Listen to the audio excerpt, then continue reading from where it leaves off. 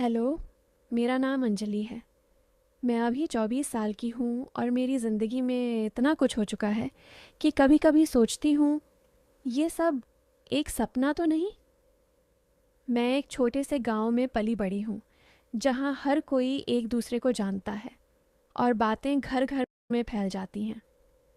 मेरी आंखें बड़ी-बड़ी हैं और लोग कहते हैं कि जब मैं मुस्कुराती हूँ तो दुनिया रुक जाती है। मेरा फिगर ऐसा है कि जब मैं साड़ी पहनकर बाहर निकलती हूँ तो हवाएं थोड़ी सी शरारती हो जाती हैं, मानो वो मेरे साथ खेलना चाहती हूँ। लेकिन मैं वैसी लड़की नहीं हूँ जो सिर्फ बाहर से चमकती हो। अंदर से मैं बहुत साफ दिल की हूँ। आज मैं तुम्हें अपनी कहानी सुनाती हूँ, वो कहानी जिसमें राकेश आया और सब कुछ बदल गया। शुरू से बताती हूँ, धीरे धीरे, क्योंकि ज़िंदगी भी तो ऐसे ही चलती है, एक एक कदम से। मैं गांव की एक साधारण लड़की थी, लेकिन पढ़ाई में तेज़। कॉलेज जाने लगी थी शहर में, जहाँ बस से रोज़ आना जाना पड़ता था। एक दिन बस में बैठी थी, खिड़की के पास, और बाहर के नज़ारे देख रही थी। तभी राकेश आया। वो बस में चढ़ा और उसकी नज़र मुझ पर पड़ी। वो लंबा चौड़ा था, मूंछें हल्की सी, और आंखों में एक ऐसी चमक जो कहती थी कि वो ज़िंदगी को जीना जानता है। वो मेरे पास वाली सीट पर बैठ गया और मुस्कुराया। बहन जी, क्या ये सीट खाली है? उसने पूछा, लेकिन उसकी आवाज़ में वो बहन जी कुछ ऐसा था कि लग रहा था मानो वो कह रहा हो, तुम्हारी ये सीट मेरे लिए बनी है। मैंने हल्के से सिर हिलाया और वो बैठ गया। बस चलने लगी और हमारी बातें शुरू हो गईं। वो बताने लगा कि वो शहर में जॉब करता है, एक छोटी सी कंपनी में, और गांव से रोज़ आता जाता है। मैंने बताया कि मैं कॉलेज जाती हूँ, और वो हंसकर बोला, अरे वाह, इतनी स्मार्ट लड़की, पढ़ाई कर रही हो। मैं तो सोचता हूँ तुम्हारी जैसी लड़की को तो दुनिया जीतनी चाहिए। उसकी बातों में एक डबल मतलब था, जैसे जीतनी कहते हुए उसकी आंखें मेरी तरफ देख रही थीं, मानो कह रही हूँ कि तुम्हें जीतने का मन है। लेकिन अब मैंने अनदेखा किया और बातें जारी रहीं। उस दिन से बस में रोज़ मिलना शुरू हो गया। वो हमेशा मेरे पास आकर बैठता और छोटी छोटी बातें करता, कभी मौसम की बात, कभी गांव की। एक दिन बोला, ती अंजलि, तुम्हारी मुस्कान तो ऐसी है कि दिल को छू जाती है।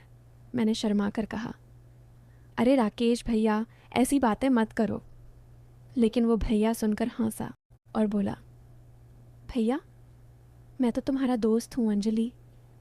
उसकी आवाज़ में वो गर्माहट थी जो थोड़ी सी उत्तेजना पैदा करती थी, जैसे मानो वो कह रहा हो कि दोस्ती से आगे कुछ है। मैं सोचती रहती कि ये लड़का क्या चाहता है, लेकिन बातें इतनी मीठी होती कि रुक नहीं पाती। धीरे धीरे हम फ़ोन पर भी बात करने लगे। वो रात को मैसेज करता, सो गई क्या, या मेरे बारे में सोच रही हो? मैं जवाब देती, सो रही हूँ, गुड नाइट। लेकिन वो फिर लिखता, सपनों में मिलते हैं। ऐसे मैसेज जो थोड़े से शरारती लगते, लेकिन मैं सोचती कि शायद वो मजाक कर रहा है। एक शाम बस में हम बैठे थे और बस रुकी हुई थी क्योंकि आगे ट्रैफिक था। वो मेरे करीब आया और बोला, अंजलि, तुम्हारी ये चूड़ियाँ कितनी सुंदर हैं। जब बजती हैं तो दिल की धड़कन बढ़ जाती है। मैंने हंसकर कहा, तुम भी ना हर चीज़ में कुछ ना कुछ ढूंढ लेते हो। वो मुस्कुराया और उसकी उंगली हल्के से मेरी चूड़ी को छू गई, जैसे गलती से। लेकिन वो स्पर्श ऐसा था कि लगा मानो वो जानबूझकर किया हो, और मेरे मन में एक अजीब सी हलचल हुई। मैंने सोचा, कहीं ये आगे कुछ करने की सोच तो नहीं रहा। लेकिन वो तुरंत पीछे हट गया और बात बदल दी। चलो कल कॉफ़ी पीने चलें, उसने पूछा। मैंने मना किया, नहीं, घर पर माँ इंतज़ार करती हैं। लेकिन वो बोला, अरे सिर्फ कॉफ़ी, कुछ नहीं। जैसे मानो वो कह रहा हो कि कॉफ़ी के बहाने कुछ और। मैंने फिर मना कर दिया, लेकिन मन में सोच रही थी कि कहीं ये सच में अच्छा लड़का तो है, या सिर्फ समय पास कर रहा है। फिर एक दिन कॉलेज से लौटते वक्त बस में वो नहीं था। मैं अकेली बैठी थी और सोच रही थी कि आज कितना खाली लग रहा है। तभी फ़ोन आया उसका, अंजलि, आज बस मिस हो गई, लेकिन मैं तुम्हारे गांव के पास हूँ, एक काम से। मिल सकती हो? मैंने सोचा, क्यों ना मिल लूँ। घर के पास एक छोटी सी दुकान पर मिलने को कहा। वो आया और उसके हाथ में एक छोटा सा पैकेट था। ये तुम्हारे लिए, बोला। मैंने खोला तो अंदर एक सुंदर सा स्कार्फ था। तुम्हारी गर्दन पर अच्छा लगेगा, उसने कहा, और उसकी आंखें मेरी गर्दन पर रुक गईं, मानो वो कल्पना कर रहा हो। मैं शर्म आ गई। धन्यवाद, लेकिन इतना महंगा क्यों? वो बोला, अरे तुम्हारी मुस्कान के लिए कुछ भी। हम वहाँ खड़े बातें करने लगे। दुकान वाला चाय दे गया और हम पीते हुए गांव की बातें करने लगे। वो बताने लगा अपनी ज़िंदगी के बारे में कि कैसे उसके पापा किसान हैं और वो शहर में मेहनत करता है। लेकिन बीच बीच में उसकी बातें थोड़ी सी फिसल जाती, जैसे तुम्हारी ये आंखें कितनी गहरी हैं, इनमें डूब जाने का मन करता है। मैं हंस देती, लेकिन मन में सोचती कि ये डूबना क्या मतलब है, कहीं वो मेरे साथ कुछ गलत तो नहीं सोच रहा। धीरे धीरे हमारी मुलाकातें बढ़ने लगीं, कभी बस में, कभी फ़ोन पर, कभी गांव के बाहर। एक दिन वो बोला, अंजलि तुम्हें पता है मैं तुम्हारे बारे में सपने देखता हूँ। मैंने पूछा, कैसे सपने? वो हंसा, अच्छे अच्छे, जहाँ हम साथ घूमते हैं, हंसते हैं। लेकिन उसकी मुस्कान में कुछ छिपा था, जैसे मानो सपनों में कुछ और हो। मैंने सोचा शायद वो प्यार में है, लेकिन मैं तैयार नहीं थी। मैंने उसे बताया कि मेरी पढ़ाई पहले है और वो समझ गया लगता था। लेकिन फिर भी वो छोटी छोटी चीज़ें करता जो मुझे सोचने पर मजबूर कर देती। जैसे एक दिन फ़ोन पर बोला, अंजलि आज तुम क्या पहनी हो? मैंने कहा, साड़ी। वो बोला, वाह, साड़ी में तुम कितनी ग्रेसफुल लगती हो, जैसे कोई राजकुमारी। लेकिन ग्रेसफुल कहते हुए उसकी आवाज़ थोड़ी भारी हो गई, मानो वो कल्पना कर रहा हो कि साड़ी कैसे लग रही है। मैंने बात बदल दी, तुम्हारा दिन कैसा रहा? और वो बताने लगा। समय बीतता गया और हमारी दोस्ती गहरी होती गई। अब वो मेरे घर के बारे में पूछता, मेरी फैमिली के बारे में। एक दिन बोला, अंजलि मैं तुम्हारे घर आऊँ? मैं डर गई। नहीं, माँ पापा क्या कहेंगे? वो बोला, अरे दोस्त के तौर पर। लेकिन मैं जानती थी कि गांव में बातें फैल जाती हैं। फिर भी एक दिन शाम को वो गांव आया, लेकिन घर नहीं, बल्कि खेतों के पास मिला। हम वहाँ बैठे और सूरज डूबते देखा।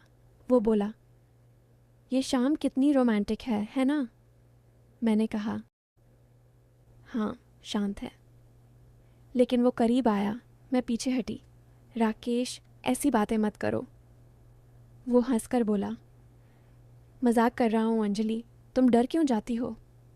लेकिन उसकी आंखों में वो चमक थी जो कह रही थी कि मजाक नहीं है। मैं सोचती रही कि कहीं ये आगे बढ़ तो नहीं जाएगा, लेकिन वो रुक जाता था हमेशा। फिर एक मोड़ आया। मेरी कॉलेज में एक प्रोजेक्ट था और मुझे हेल्प चाहिए थी। मैंने राकेश को बताया और वो बोला, मैं मदद करूँगा, कल शहर में मिलते हैं, लाइब्रेरी में। मैं गई। लाइब्रेरी में हम बैठे, किताबें खोलकर। वो मुझे समझा रहा था, लेकिन बीच में उसका हाथ मेरे हाथ पर रख दिया। देखो ये ऐसे होता है। स्पर्श गर्म था और मैंने हाथ हटा लिया। वो मुस्कुराया, सॉरी, गलती से। लेकिन लगा नहीं कि गलती थी। हम प्रोजेक्ट पर काम करते रहे और वो बताता रहा। शाम हो गई और बाहर निकले। वो बोला, चलो कुछ खाते हैं। मैंने मना किया, लेकिन वो ज़िद कर रहा था। आखिर एक छोटी सी दुकान पर चाय पी, वहाँ बैठे और वो बोला, अंजलि तुम मेरी ज़िंदगी में आई हो तो सब अच्छा लगता है। मैंने कहा, तुम भी अच्छे दोस्त हो। लेकिन वो बोला, दोस्त से ज़्यादा? मैं चुप हो गई, लेकिन तरीका थोड़ा अजीब था, जैसे वो टेस्ट कर रहा हो। समय के साथ हमारी बातें और गहरी होने लगीं। वो मेरे सपनों के बारे में पूछता, मेरी पसंद के बारे में। एक दिन फ़ोन पर बोला, अंजलि अगर मैं कहूँ कि मैं तुम्हें पसंद करता हूँ तो? मैंने कहा, राकेश मैं तैयार नहीं हूँ। वो बोला, कोई बात नहीं, इंतज़ार करूँगा। लेकिन उसकी बातों में वो इंतज़ार ऐसा लगता जैसे वो कुछ पाने की जल्दी में हो। फिर भी वो कभी ज़ोर नहीं डालता। एक दिन गांव में एक छोटा सा फंक्शन था और मैं वहाँ गई थी। वो भी आया। हम अलग अलग खड़े थे, लेकिन उसकी नज़रें मुझ पर थीं। बाद में मिले और वो बोला, तुम आज कितनी खूबसूरत लग रही हो, जैसे कोई परी। मैंने धन्यवाद कहा, लेकिन वो आगे बोला, परियों को छूने का मन करता है। मैंने गुस्से से कहा, राकेश सीमा में रहो। वो हंसकर बोला, अरे मजाक। लेकिन मैं समझ गई कि उसकी मंशा क्या है। फिर भी मैं रुक नहीं पाई, क्योंकि वो अच्छी बातें भी करता था, जैसे मेरी पढ़ाई की तारीफ, मेरे परिवार की इज्जत। धीरे धीरे महीने बीतने लगे। अब हम रोज़ बात करते और वो मुझे छोटे छोटे गिफ्ट्स देता। एक दिन एक किताब दी, ये पढ़ो, तुम्हें पसंद आएगी। किताब रोमांटिक थी, लेकिन मैंने पढ़ी। उसमें कहानियाँ थीं जहाँ हीरो हीरोइन करीब आते हैं, लेकिन मैं सोचती कि क्या राकेश ऐसा ही चाहता है। एक शाम फ़ोन पर वो बोला, अंजलि, कल मेरे साथ एक जगह चलोगी? एक सुंदर पार्क है। मैंने सोचा पार्क में क्या होगा, लेकिन गई, क्योंकि वो कहता था कि सिर्फ बातें करेंगे। पार्क में हम बैठे और वो बोला, तुम्हारी ये उंगलियां कितनी नाजुक हैं। उसने हाथ पकड़ने की कोशिश की, लेकिन मैंने छुड़ा लिया। राकेश, बस बातें। वो बोला, हाँ बस बातें, लेकिन तुम्हारा हाथ पकड़कर बात करने में मज़ा आता है। मैंने मना किया और हम बातें करते रहे।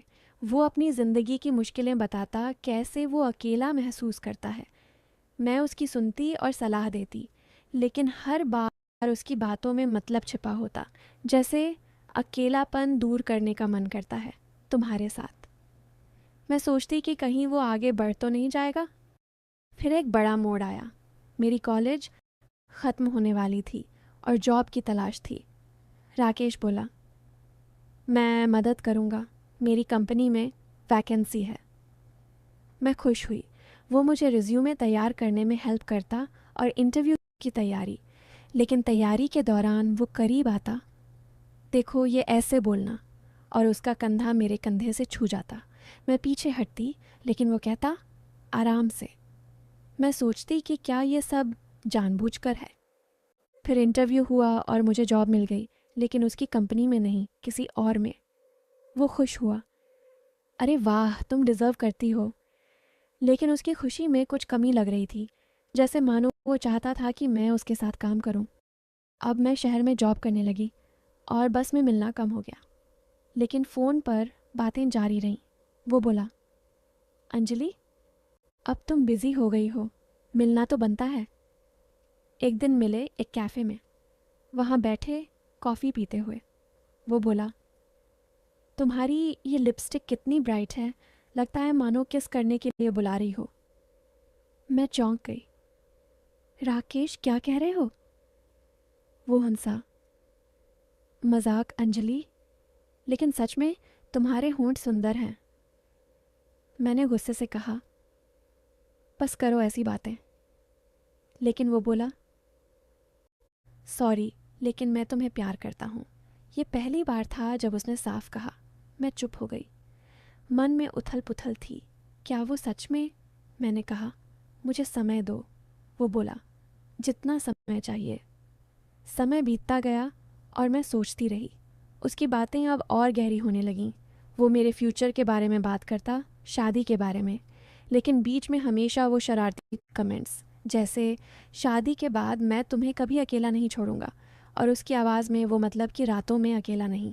मैं डरती, लेकिन आकर्षित भी होती। फिर एक दिन बड़ा फैसला लिया। मैंने उसे मिलने बुलाया। कैफ़े में बैठे और मैं बोली, राकेश, मैं तुम्हें पसंद करती हूँ, लेकिन शादी से पहले कुछ नहीं। वो बोला, हाँ मैं समझता हूँ, लेकिन उसकी आंखें कह रही थीं कि इंतज़ार मुश्किल है। हम अब रिलेशनशिप में थे, लेकिन मैं साफ थी कि लिमिट्स हैं। धीरे धीरे हमारी ज़िंदगी साथ चलने लगी। वो मुझे घर छोड़ता कभी कभी। एक दिन कार में बैठे और वो बोला, तुम्हारी ये सीट बेल्ट कितनी टाइट है, लगता है मानो तुम्हें जकड़ रही हो। मैंने कहा, तुम भी ना। लेकिन वो हंसा। घर पहुंचकर वो बोला, गुड नाइट। मैंने मना किया, नहीं। वो चला गया, लेकिन मैसेज किया, सपनों में मिलते हैं। मैं सोचती कि क्या ये सब ठीक है। फिर महीनों बाद एक सरप्राइज़र। वो बोला, अंजलि, मैंने कुछ प्लान किया है। वो मुझे एक छोटे से टूर पर ले गया, लेकिन फैमिली के साथ नहीं, अकेले नहीं, बल्कि उसके दोस्तों के साथ, लेकिन साफ सुथरा। वहाँ हमने बातें की और वो पहली बार सच्चा लगा। शाम को बोला, अंजलि, मैं बदल गया हूँ। तुमने मुझे सिखाया कि प्यार क्या है। मैं खुश हुई, लेकिन मन में शक था। अब कहानी का ट्विस्ट। एक दिन मैंने उसका फ़ोन देखा, गलती से। अंदर मैसेज थे किसी और लड़की से, लेकिन पढ़ा तो पता चला वो अपनी बहन से बात कर रहा था जो विदेश में थी। लेकिन वो मैसेज ऐसे थे कि पहले लगे कुछ गलत, फिर साफ हुआ कि वो मुझे सरप्राइज़ देने की प्लानिंग कर रहा था। सरप्राइज़ था शादी का प्रपोज़ल, लेकिन अनोखे तरीके से। वो मुझे एक थिएटर में ले गया जहाँ जहाँ प्ले चल रहा था। प्ले में एक्टर्स हमारी कहानी सुना रहे थे, लेकिन क्लीन वर्जन। अंत में वो स्टेज पर आया और घुटनों पर बैठकर बोला, अंजलि, शादी करोगी? मैं हाँ कह दी। लेकिन असली ट्विस्ट ये था कि राकेश कभी थरकी नहीं था। वो सब मजाक था जो वो अपने दोस्तों से सीखा था, लेकिन अंदर से वो बहुत अच्छा इंसान था। उसने कभी कुछ गलत नहीं किया, और हमारी शादी के बाद मेरी सारी सारी ज़िंदगी एकदम खुशहाल हो गई। वो मेरी इज्जत करता और मैं उसकी। लोग सोचते रह गए कि कुछ होगा, लेकिन हुआ कुछ नहीं। अंत में सबने कहा कि ये कहानी कितनी अच्छी है, क्योंकि प्यार जीत गया। हम अब साथ हैं और ज़िंदगी सुंदर है।